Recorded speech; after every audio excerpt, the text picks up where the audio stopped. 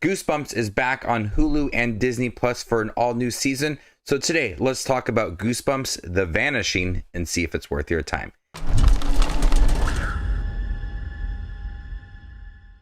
Goosebumps The Vanishing begins with fraternal twins Devin and Cece adjusting to life with their recently divorced dad, Anthony. When the duo discovers a threat stirring, they quickly realize that dark secrets are among them, triggering a chain of events that unravel a profound mystery. Growing up in the 90s, I absolutely loved Goosebumps. From all of the books to the TV show, it was really popular. And I liked the Jack Black movie and its sequel as well. But I found the recent Goosebumps show with Justin Long to be quite surprising, how they were able to bring in elements from certain books into that show. So this is the second season, an anthology series. This is titled The Vanishing, and it does incorporate a lot of other Goosebump books within here, like Stay Out of the Basement, The Boy Who Cried Monster, Monster Blood. They don't take the same exact characters or storylines, but they use those titles and elements from those books into this show.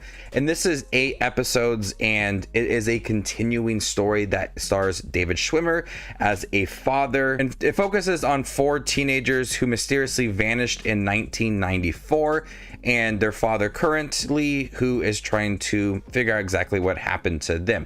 So much like the Justin Long show from 2023, it deals with the past and how it affects the current timeline and showing both of them. I really liked The Vanishing. I liked the storylines in here, the elements from certain books like Stay Out of the Basement, Monster Blood, Haunted Car, all of that.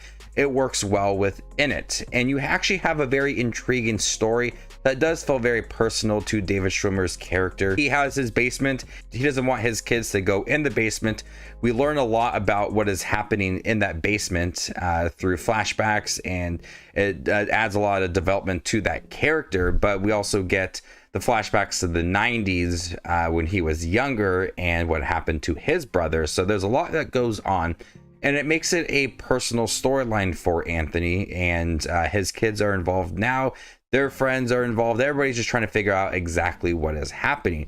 But as the series does progress, they have these cliffhangers at the end of each episode. I found myself to be very interested in the mystery surrounding what happened to these kids in the 90s and Anthony's life in the basement. And as we build on each episode, bringing in elements from certain books like Monster Blood, The Girl Next Door, The Boy Who Cried Monster, they're able to add so much to the storyline, but also just really focusing on the vanishing of these kids. And it does a fine job of developing its mystery.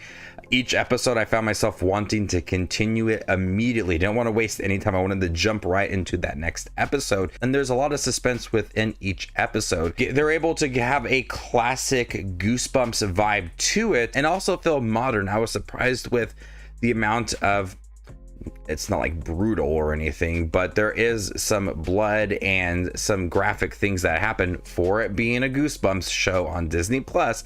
I was surprised with some of the route. I was surprised with the route that they took certain episodes. So the tone is at times a bit playful for some of the teenager storylines, but it also balances a deeper, darker tone to it, with that investigating that mystery from the 90s, what is happening in the basement, all this blood everywhere, what's exactly going on. And so this tone has this the classic kind of Goosebumps vibe to it, but also kind of shifting into a much darker, more realistic tone to it. And so you're paying homage to the original Goosebumps show and the books as well, but trying to do its new thing and having a more grounded approach to Goosebumps stories.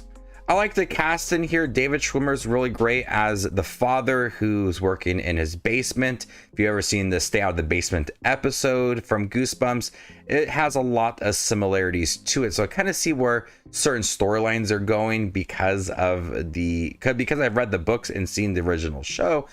But I like David Schwimmer in here. He is somebody that is a little bit socially awkward. He focuses a lot on his plans and filming everything that happens. But once he starts to investigate more about what happened to his brother 30 years ago, that is where a lot of that development comes for that character. And his two children, fraternal twins Devin and Cece, I like them as well. They are just kind of thrown into the storyline with their recently divorced father. They're meeting other teenagers in town, and they're very different. Devin is getting into fights. Cece is on a debate club, and I like the differences between these two characters and how they do rely on each other. The visuals in here are good as well. When you have it in the 90s, you feel like it's in the 90s from it, kind of like the vintage look of it with cameras and the costume designs. But the current timeline, you utilize a lot of different effects and visuals. If it's haunting moments, if it's blood everywhere, what's happening to David Schwimmer, visuals are good in here. I was surprised with the amount that went into it to give it that chilling vibe. But it's overall just a storyline that I was interested in, and seeing what happened to Anthony's brother, watching these twins get involved with everything as well. I like that they were able to take certain books and bring them into the show and kind of have similar structure to it all. So if you read some of the books and seen the show, you can kind of see where things are going. Real quick, if you're interested in seeing Goosebumps The Vanishing, make sure to give this video a thumbs up. And if you have seen the show, comment down below with your overall thoughts on the series. If you'd like to see more exclusive content from me, consider joining my channel as a member, and there you can unlock exclusive movie reviews and ranking videos. While I did like The Vanishing and I thought it was a fun addition to Goosebumps, I wanted a storyline that wasn't relying on its past. The Justin Long one, you had your past and how it affected the current timeline, and the adults had storylines when they were teenagers. That's the same thing for The Vanishing. So certain moments in here don't feel original. When I was watching it and I realized that the characters in the current timeline with David Schwimmer were in the past in the 90s, and now we're trying to figure out exactly what happened, I rolled my eyes because it was like the same thing again. Different storyline, but that same kind of structure. What happened to the teenagers in the 90s? What did my dad do when he was younger? We need to get to the bottom of all of this. That's what the original Goosebumps show from 2023 was. And it's just like the same thing here again. So I wanted something a little more original while also bringing in elements from these books. I'm sure they could have done something different, but like I said, I did find the storyline to be intriguing enough and continue watching every single episode. If it's David Schwimmer unraveling throughout the show or the haunting vibes to the series, I enjoyed it, and I do think that I enjoyed it a little more than the first series. So if they continue doing this, I'm really looking forward to it, because I absolutely love Goosebumps, reading the books, watching the shows. My daughter recently just got into watching the original series.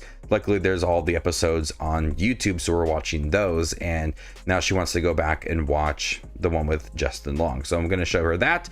And so I really like watching Goosebumps still to this day, and I love The Vanishing. I thought it was a great time. I'm gonna go ahead and give Goosebumps The Vanishing a B. Thank you guys for checking my review for Goosebumps The Vanishing. Have you guys seen it by chance? What'd you think about it? Let me know in the comment section down below, and stay tuned for more up and coming content like this. My name is Justin Watches Movies, and you guys stay classy, YouTube.